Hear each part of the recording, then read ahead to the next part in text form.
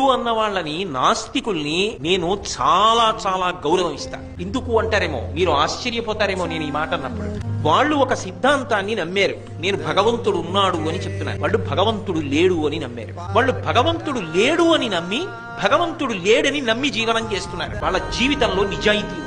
లేడన్న వాళ్ళు లేడన్నట్లే బ్రతుకుతున్నారు. కానీ ఉన్నాడు ఉన్నాడని చెప్తున్న నేను ఉన్నాడని వేదిక మీద చెప్పి లేడన్నట్టుగా వెనక్కి బతికితే నాదా తప్పు, వాళ్ళదా గొప్ప?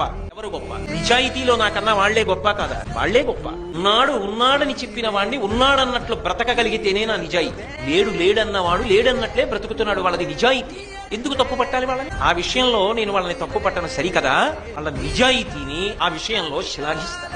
ఇక ఉన్నాడన్నవాడికి కూడా అంత నిజాయితీ ఉండాలి. వాడు ఉన్నాడన్న నమ్మకంతోనే బ్రతకాలి. కానీ అందులో వాళ్ళు ఇందులో జోక్యం చేసుకుని పాడు చేసుకోక్కర్లా, ఇందులో వాళ్ళు అందులో జోక్యం చేసుకుని పాడు చేసుకోక్కర్లా. ఉభయలు ఒకరినొకరు గౌరవించుకోవచ్చు.